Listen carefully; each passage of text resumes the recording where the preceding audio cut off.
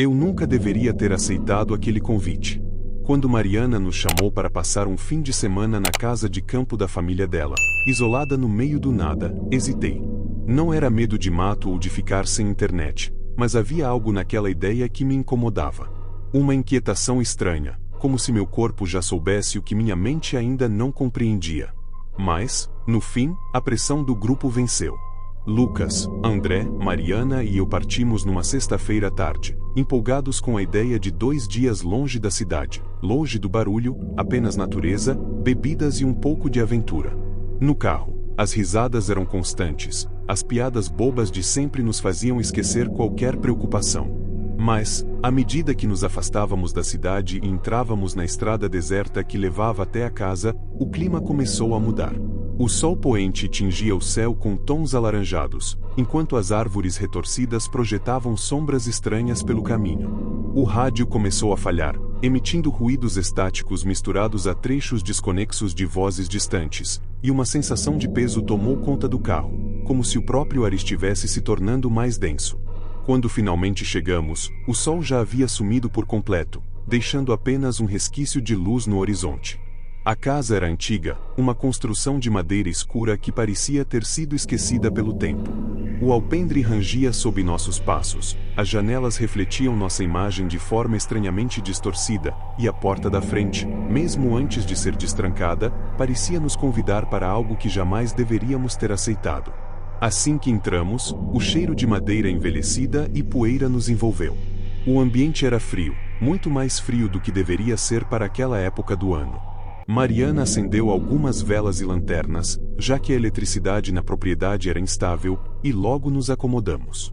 A casa tinha móveis antigos, quadros tortos pendurados nas paredes e um corredor estreito que levava aos quartos. Algo na disposição do lugar me incomodava, como se fosse maior por dentro do que parecia ser por fora. Durante o jantar, Lucas, sempre brincalhão, começou a contar histórias de terror, zombando do clima assustador da casa. André revirou os olhos e disse que aquilo era bobagem, mas eu notei que até Mariana estava inquieta. Perguntei a ela sobre a história da casa, e seu rosto ficou sério. Ela hesitou antes de responder, como se ponderasse se deveria contar ou não. Minha avó costumava dizer que essa casa tem olhos, ela sussurrou, mexendo distraidamente na borda do copo. Ela dizia que, quando você está aqui dentro, alguma coisa te observa, e que, se você olhar nos espelhos por muito tempo, pode acabar vendo algo que não deveria. A frase ficou pairando no ar por um momento. André riu, tentando quebrar o clima, e Lucas disse que adoraria ver um fantasma. Mas eu vi o olhar de Mariana. Ela não estava brincando. Naquela noite, algo mudou.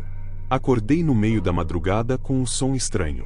No começo, pensei que fosse apenas o vento balançando as árvores do lado de fora, mas então percebi que o som vinha de dentro da casa.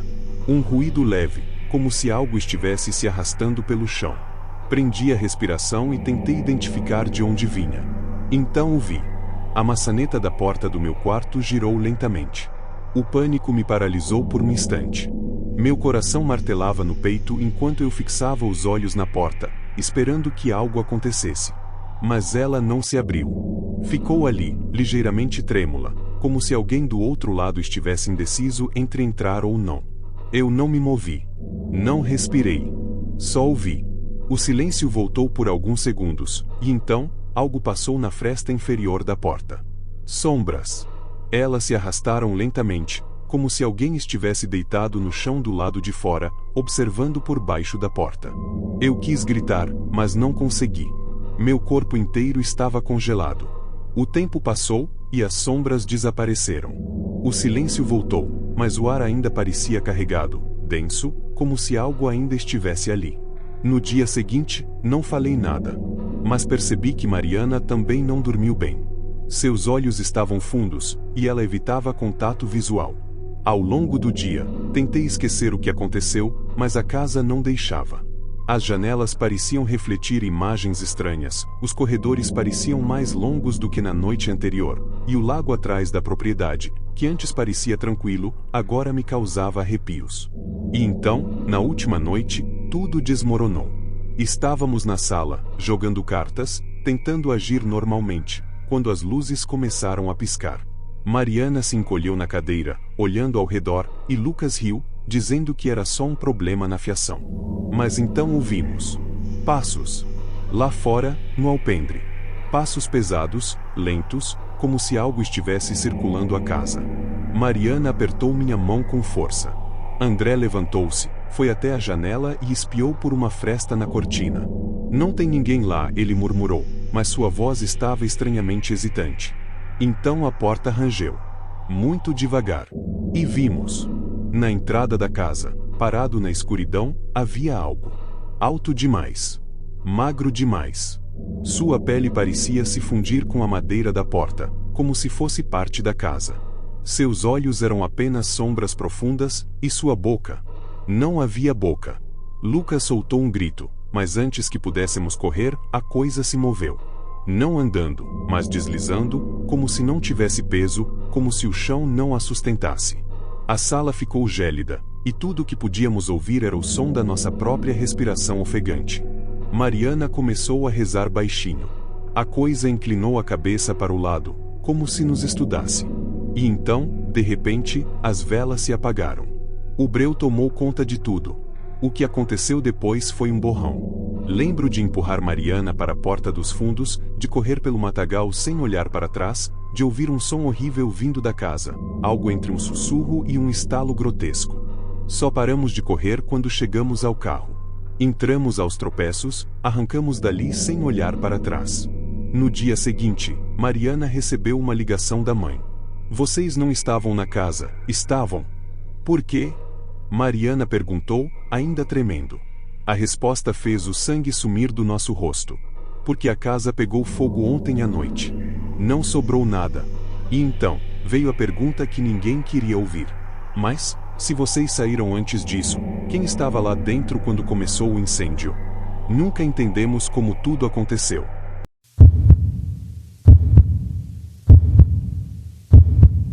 Eu nunca deveria ter ido àquela fazenda. Nunca deveria ter aceitado o convite do meu primo para passar uma semana isolado no interior, longe da correria da cidade, da poluição e do barulho constante. A ideia parecia perfeita, um lugar tranquilo, cercado por colinas e árvores, um rio próximo para pescar, noites estreladas sem a interferência das luzes urbanas. Mas eu não sabia o que realmente me esperava.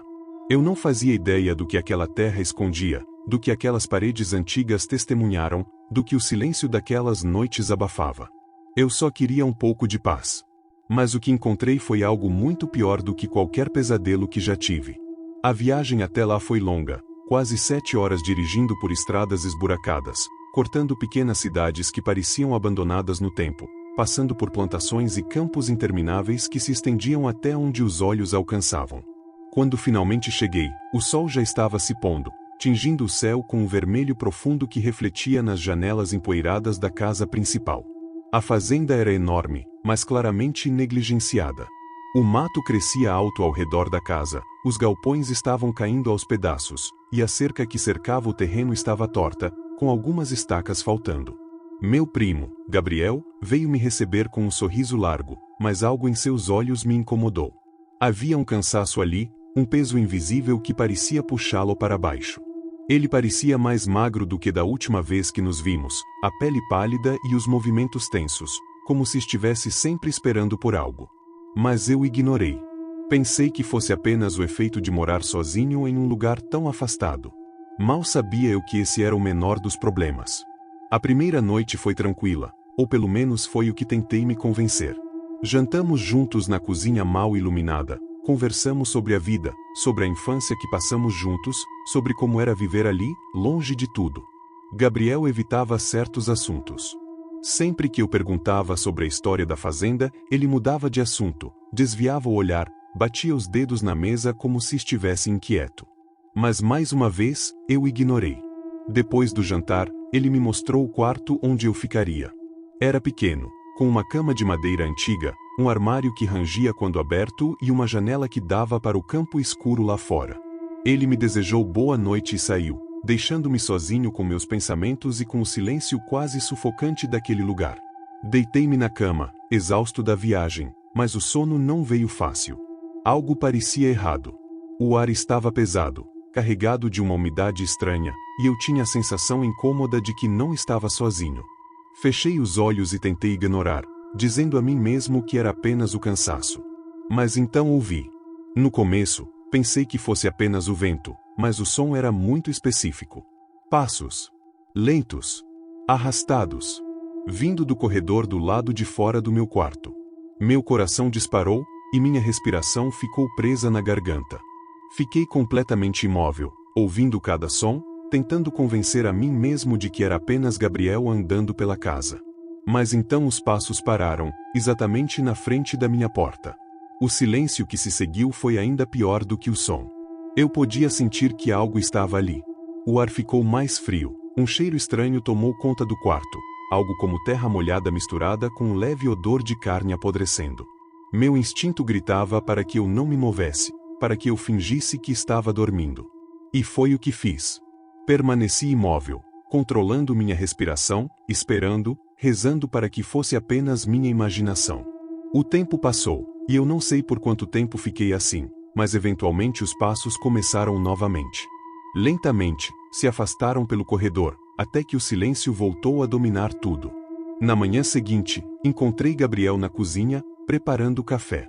Ele olhou para mim e franziu a testa, como se soubesse que algo tinha acontecido. Eu hesitei, mas então perguntei se ele tinha andado pela casa durante a noite. O jeito como ele ficou pálido me deu minha resposta antes mesmo que ele dissesse qualquer coisa. Ele demorou um tempo para responder, e quando falou, sua voz estava mais baixa, quase um sussurro. Não saia do quarto à noite. Foi tudo o que ele disse antes de mudar de assunto, fingindo que nada tinha acontecido. Mas agora eu sabia que algo estava errado. Algo muito errado. Passei o dia explorando a fazenda, tentando afastar os pensamentos da noite anterior. A terra parecia estranha. As árvores eram altas e retorcidas, como se estivessem crescendo na direção errada. O pasto estava seco, mesmo depois da chuva da semana passada. O gado parecia inquieto, os olhos arregalados, como se estivessem sempre à espera de algo. Mas o pior foi o celeiro. Ele ficava no limite da propriedade, afastado da casa, e Gabriel me pediu para não ir até lá. Mas minha curiosidade foi maior. Assim que me aproximei, senti o cheiro. Era o mesmo cheiro que senti no meu quarto na noite anterior. Terra molhada e carne podre. O ar ao redor do celeiro parecia diferente, mais denso, mais pesado.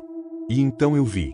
A porta estava entreaberta, e no escuro do interior, algo me observava. 2 olhos pequenos, fundos, brilhando na escuridão. Um arrepio percorreu minha espinha, e minha mente me implorou para correr, mas meus pés pareciam presos ao chão. Então, os olhos piscaram. E um sorriso se formou abaixo deles. Não um sorriso humano. Algo muito pior. Eu corri. Corri o mais rápido que pude de volta para casa, sentindo aquela presença atrás de mim, sentindo o ar ao meu redor ficar cada vez mais frio. Quando cheguei, Gabriel já estava na porta, me esperando, seu rosto pálido, os olhos arregalados. Ele não perguntou nada. Apenas me puxou para dentro e trancou a porta. Eu disse para você não ir lá, ele sussurrou. E então, pela primeira vez, ele me contou a verdade. A fazenda pertencia à família dele há gerações, mas havia algo naquela terra. Algo antigo. Algo que sempre esteve ali. O celeiro não era um celeiro. Era um selo. Um limite. Algo foi enterrado ali há muito tempo, algo que nunca deveria ser perturbado. Mas com o passar dos anos, o selo foi enfraquecendo. Agora, aquilo estava acordado. E estava nos observando. Eu queria sair dali imediatamente, mas Gabriel segurou meu braço. Se você for agora, ele vai te seguir. Eu queria dizer que aquilo era loucura, que era impossível, mas no fundo, eu já sabia que ele estava certo. Naquela noite, não dormi. Fiquei deitado na cama, ouvindo os passos pelo corredor. Ouvindo a porta do meu quarto ranger levemente, como se alguém estivesse tentando abri-la. Sentindo aquele cheiro invadir o quarto. E então, a coisa sussurrou meu nome. Eu nunca saí daquela fazenda do jeito que entrei. Nunca mais fui o mesmo. E até hoje, quando fecho os olhos, ainda vejo aqueles olhos brilhando no escuro. E aquele sorriso. Aquele maldito sorriso.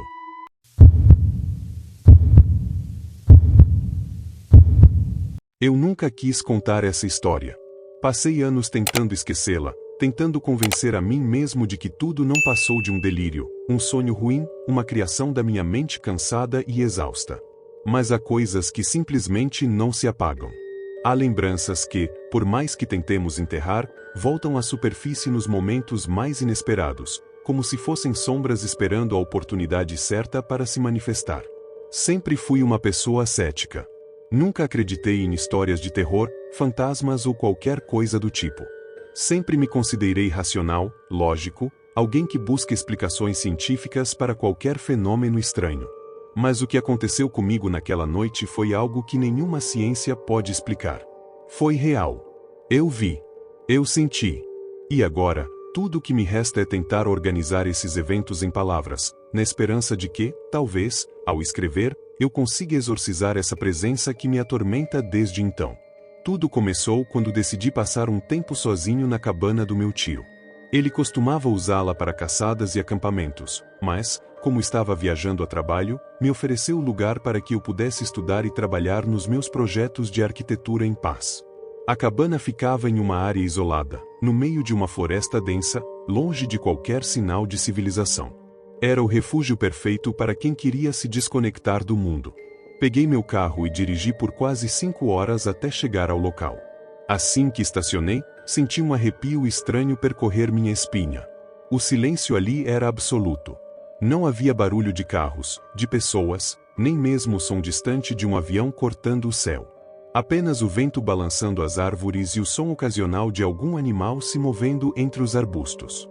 A cabana era pequena, feita de madeira escura, com uma varanda simples e janelas pequenas.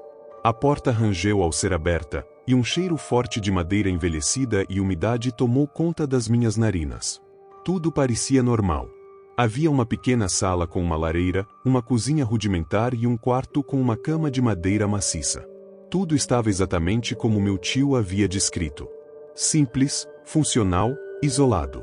Os 2 primeiros dias passaram sem incidentes. Passei horas desenhando, lendo e explorando a floresta ao redor da cabana. Era um lugar bonito, tranquilo, quase terapêutico. Mas na terceira noite, algo mudou. Acordei no meio da madrugada com uma sensação estranha. O quarto estava completamente escuro, e o silêncio parecia mais pesado do que o normal. Foi então que ouvi o barulho. Passos do lado de fora da cabana. Meu coração disparou imediatamente. No começo, tentei me convencer de que era apenas um animal, talvez um cervo ou algum predador pequeno explorando a área. Mas os passos eram pesados, lentos, ritmados. Não era um animal. Era alguém. Fiquei imóvel na cama, prendendo a respiração, tentando ouvir melhor. Os passos se moviam ao redor da cabana, circulando-a de maneira metódica, como se quem quer que estivesse lá fora estivesse estudando o lugar. Minha mente começou a formular possibilidades. Um caçador perdido? Um morador da região? Alguém que, por algum motivo, estava apenas verificando a cabana? Mas algo dentro de mim dizia que não era nada disso. Peguei meu celular e olhei as horas. 2h43 da manhã. O sinal estava fraco, quase inexistente. As baterias das lanternas que eu trouxe estavam carregadas, mas a ideia de acender uma luz e revelar minha presença me pareceu absurda. Os passos continuaram. Agora estavam mais próximos, mais lentos, como se quem quer que estivesse lá estivesse deliberadamente arrastando os pés para aumentar minha atenção. Então, eles pararam. O silêncio que veio depois foi ainda pior. Um silêncio pesado, opressor, como se algo estivesse prestes a acontecer. Fiquei completamente imóvel, meus músculos travados, meu coração batendo forte no peito. Então, ouvi a primeira batida na porta. Forte. Pesada. A madeira estremeceu sob o impacto. Meu corpo inteiro gelou. A batida veio novamente, mais forte dessa vez. A cadeira que eu havia colocado contra a porta como precaução tremeu sob a pressão. Meu instinto gritava para que eu corresse, mas correr para onde? A cabana estava no meio do nada. Se eu saísse pela janela e corresse pela floresta, para onde iria? E se o que quer que estivesse lá fora me perseguisse? Eu não conseguiria ver nada na escuridão. Foi então que ouvi algo que me fez perder completamente o controle. Uma voz. Mas não era uma voz normal. Era distorcida, grotesca, como se várias vozes estivessem falando ao mesmo tempo, sobrepostas, criando um som impossível de compreender. Mas eu entendi uma coisa. Ela estava me chamando pelo nome. Meu nome, dito de uma forma que me fez sentir um frio insuportável tomar conta do meu corpo. Como se algo antigo, algo que não deveria existir, soubesse exatamente quem eu era. Minha mente gritava para que eu fizesse algo, qualquer coisa. Peguei uma faca que estava sobre a mesa, embora soubesse que não seria útil contra aquilo. O silêncio voltou a dominar o ambiente. Nenhum som do lado de fora. Nenhuma batida na porta. Apenas um vazio assustador. Tentei me convencer de que talvez estivesse imaginando tudo, talvez fosse apenas o medo me pregando peças. Mas quando olhei para a janela, minha sanidade foi destruída. A coisa estava lá. Apenas alguns centímetros do vidro. Agora, eu podia ver melhor. A pele era enrugada, acinzentada, coberta de cicatrizes profundas e veias escuras. Os olhos eram buracos negros, profundos, sem fundo, como se não houvesse nada ali dentro. E aquele sorriso. Deus, aquele sorriso. Torto, largo demais, estendendo-se de uma maneira que nenhuma boca humana poderia se estender. Como se a pele estivesse sendo puxada por algo invisível, revelando dentes longos e pontiagudos. A criatura inclinou a cabeça, observando-me com um fascínio cruel. Ela sabia que eu estava apavorado. Ela gostava disso. Foi quando tudo começou a tremer. A cabana inteira estremeceu, como se algo colossal estivesse pressionando suas fundações. Objetos caíram das prateleiras, o vidro da janela começou a trincar. O som era ensurdecedor, como se o próprio ar estivesse sendo rasgado ao meio. Eu queria correr, queria gritar, mas estava paralisado. Então, a coisa abriu a boca. E o som que saiu de dentro dela não era humano. Era um grito distorcido, um rugido de agonia, de desespero, de algo que não pertencia a este mundo. Foi a última coisa que lembro antes de tudo escurecer. Quando acordei, estava deitado no chão da cabana. O sol já havia nascido, e tudo parecia intacto. Como se nada tivesse acontecido. Mas eu sabia que não foi um sonho. Eu sentia isso no fundo da minha alma. Nunca mais voltei àquela cabana. Nunca contei essa história para ninguém até agora. Mas às vezes, no silêncio da noite, quando estou sozinho, ainda ouço aquela voz sussurrando meu nome.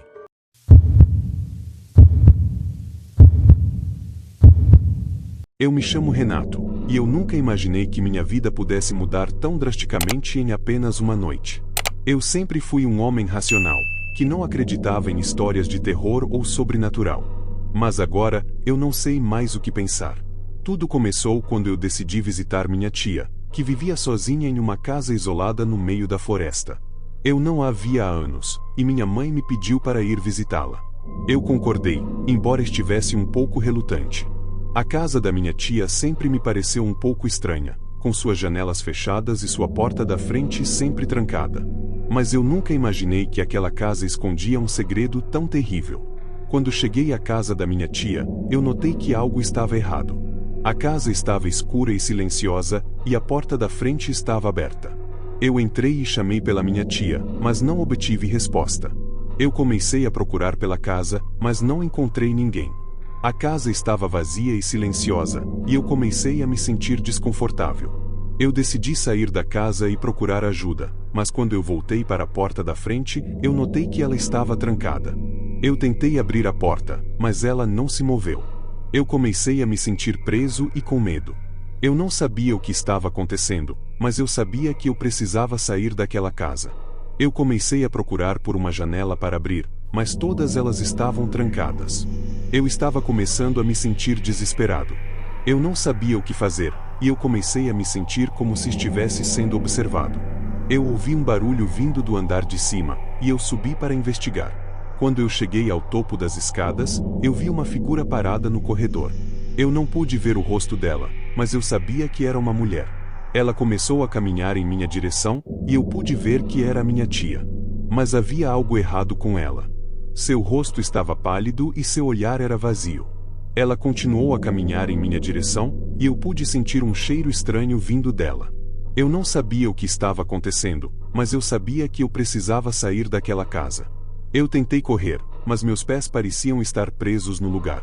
A minha tia continuou a se aproximar de mim, e eu pude sentir seu hálito frio em meu rosto. Eu fechei os olhos e esperei pelo pior. Mas quando eu os abri novamente, a minha tia havia desaparecido. Eu estava sozinho no corredor, e a casa estava silenciosa novamente. Eu desci as escadas e saí da casa, sem olhar para trás. Eu não sabia o que havia acontecido, mas eu sabia que eu nunca mais iria voltar àquela casa. Mas o terror não acabou ali. Quando eu voltei para a cidade, eu comecei a receber telefonemas anônimos. Alguém estava me ligando e me ameaçando. Eu não sabia quem era, mas eu sabia que eu precisava fazer algo. Eu fui à polícia e contei tudo, mas eles não puderam fazer nada. Os telefonemas continuaram, e eu comecei a me sentir cada vez mais assustado. Eu não sabia o que fazer, e eu comecei a me sentir como se estivesse sendo perseguido. Eu tentei mudar de número de telefone, mas o pessoal que me ligava sempre conseguia encontrar meu novo número. Eu comecei a me sentir como se estivesse vivendo um pesadelo. Eu não sabia o que fazer, e eu comecei a me sentir como se estivesse perdendo a minha sanidade. Eu tentei procurar ajuda, mas ninguém parecia entender o que eu estava passando. E então, uma noite, eu recebi um telefonema que mudou tudo. Alguém me ligou e me disse que sabia o que havia acontecido com a minha tia. Eles me disseram que ela havia sido vítima de um crime brutal e que o responsável ainda estava solta. Eu fiquei gelado ao ouvir essas palavras e não sabia o que fazer. Mas então, algo dentro de mim mudou. Eu decidi que não ia mais viver com medo e que ia fazer tudo o que estivesse ao meu alcance para descobrir a verdade sobre o que havia acontecido com a minha tia. Eu comecei a investigar por conta própria, seguindo pistas e entrevistando pessoas que podiam ter informações sobre o crime. Foi um processo lento e difícil, mas eu estava determinado a descobrir a verdade. E então, finalmente, após meses de investigação, eu descobri a identidade do responsável pelo crime. Foi um momento de grande alívio e justiça para mim e para minha família. Mas a história não termina aqui. A experiência que eu passei me mudou profundamente e me fez perceber que a vida é preciosa e que devemos sempre lutar pela justiça e pela verdade. Eu também descobri que o responsável pelo crime havia sido um homem que havia sido contratado para fazer um serviço na casa da minha tia. Ele havia se tornado obcecado por ela e havia cometido o crime em um ato de raiva e ciúme. Eu fui à polícia e contei tudo o que eu havia descoberto. Eles prenderam o homem e ele foi condenado a uma longa pena de prisão. Eu finalmente pude encontrar paz e fechar o capítulo da minha vida que havia sido marcado pelo terror e pela incerteza. Mas eu nunca esqueci a lição que aprendi, que a verdade e a justiça são sempre possíveis, mesmo quando parecem impossíveis.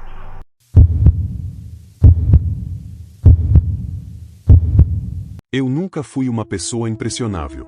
Sempre fui cético, do tipo que precisa ver para crer, que ri de histórias de fantasmas e nunca se deixa levar por superstições. Mas o que aconteceu comigo naquela noite mudou tudo. Depois daquilo, minha percepção da realidade nunca mais foi a mesma. O medo se tornou uma sombra constante, uma presença que me acompanha até hoje, como se eu tivesse cruzado um limite invisível e agora estivesse sendo observado por algo que nunca deveria ter sido perturbado. Era uma sexta-feira quando decidi passar o fim de semana na casa antiga dos meus avós. O lugar ficava em uma região afastada, cercada por um bosque denso e um riacho que cortava os fundos da propriedade. Eu não ia lá desde criança, mas tinha boas lembranças da época em que corria pelo quintal e brincava na velha casa de madeira. Meus avós haviam falecido anos atrás, e a casa ficou abandonada desde então. Ninguém mais ia até lá. Mas eu precisava de um tempo sozinho, longe do caos da cidade, e aquele parecia o refúgio perfeito. Cheguei no final da tarde. O sol já estava se pondo, tingindo o céu de laranja e vermelho, refletindo nas janelas empoeiradas da casa. Assim que estacionei o carro e desci, senti um arrepio subir pela espinha. Não era frio, mas uma sensação estranha, um incômodo inexplicável. O ar parecia pesado, carregado de algo que eu não conseguia definir. Ignorei e fui até a porta. A madeira rangia sob meus pés, e ao girar a chave na fechadura, percebi que a casa exalava um cheiro de mofo e madeira envelhecida, como se o tempo ali tivesse parado. O interior estava escuro, e a luz fraca do fim de tarde entrava apenas pelas frestas das cortinas velhas. Caminhei devagar, observando os móveis cobertos com lençóis brancos, o relógio de parede parado, os quadros envelhecidos dos meus bisavós ainda pendurados no corredor. O silêncio era absoluto, mas não era um silêncio comum. Era pesado, opressor, como se algo estivesse ali comigo, escondido nas sombras, me observando sem que eu pudesse ver. Subi as escadas para explorar os quartos. O primeiro estava exatamente como eu lembrava: uma cama antiga de ferro, um guarda-roupa de madeira escura, uma cômoda com um espelho manchado pelo tempo. Mas o segundo quarto, o que pertencia aos meus avós, me fez hesitar. Assim que abri a porta, um cheiro forte de umidade tomou conta do ambiente. O quarto estava escuro, e a única luz vinha de uma fresta na cortina. Algo ali parecia errado. Diferente do resto da casa, aquele cômodo não estava empoeirado.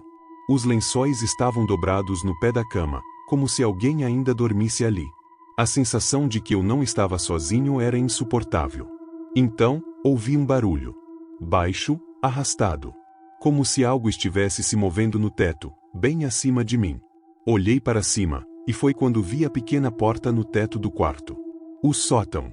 Eu não me lembrava daquele detalhe. Nunca tinha subido lá quando criança, e minha avó sempre dizia que não havia nada lá em cima, apenas velharias. Mas o barulho continuava. Algo se arrastando lentamente, como se soubesse que eu estava ali. Meu coração começou a bater mais forte. Eu deveria sair daquele quarto, deixar aquela casa e nunca mais voltar. Mas, contra todo instinto, permaneci ali, olhando para aquela porta no teto, sentindo minha respiração ficar pesada. Puxei uma cadeira, subi nela, com as mãos trêmulas, alcancei a tranca da porta. Assim que a girei, um estrondo ecoou pelo quarto. Algo caiu dentro do sótão, pesado, fazendo a madeira estremecer. Fiquei paralisado. O silêncio que se seguiu foi ainda pior. Levantei a portinhola devagar, sentindo o cheiro quente e abafado do sótão. A escuridão lá dentro era densa, quase palpável. Peguei meu celular, liguei a lanterna e iluminei o espaço. No começo, só vi caixas velhas e móveis empoeirados. Mas então, algo se moveu no canto. Meu coração disparou. Havia algo ali, agachado entre as caixas. Um vulto escuro, imóvel, mas que parecia respirar. A luz do celular tremia junto com minha mão, e eu tentava entender o que estava vendo. Era um corpo? Um boneco? A coisa se mexeu. Lentamente, como se estivesse acordando. Então, vi. Era uma figura humana, mas algo nela estava errado. Os membros eram longos demais, a pele pálida e enrugada, como couro velho. Os olhos eram fundos, vazios, e a boca estava aberta em um sorriso torto. A coisa não devia estar viva. Não devia se mexer. Mas se mexeu. Foi quando ouvi o som. Um estalo alto, como ossos sendo quebrados. A figura inclinou a cabeça de um jeito impossível e sussurrou algo. Minha mente se recusava a compreender, mas eu senti o significado. Você não deveria estar aqui. Meu corpo finalmente reagiu. Bati a portinhola com força, trancando-a, e pulei da cadeira. O quarto parecia menor, sufocante. Eu precisava sair. Corri pelo corredor, descendo as escadas tão rápido que quase caí. O silêncio da casa era enlouquecedor, mas eu podia sentir que não estava sozinho. Quando cheguei à porta, ela não abriu. Meus dedos tremiam ao girar a maçaneta, mas ela não cedia. O desespero tomou conta de mim. Então, ouvi os passos. Vindo do andar de cima. Lentos. Arrastados. Descendo as escadas. Eu não podia olhar. Sabia que, se olhasse, veria algo que minha mente não suportaria. Empurrei a porta com todas as forças, joguei meu ombro contra ela, 1, 2, 3 vezes, até que finalmente cedeu. Saí tropeçando, correndo para o carro. Liguei o motor com as mãos trêmulas e acelerei sem olhar para trás. Não sei como cheguei em casa. Minha mente estava em choque. Mas, desde aquela noite, algo mudou. No silêncio da madrugada, às vezes, ouço um som vindo do teto do meu quarto. Algo se arrastando. Esperando.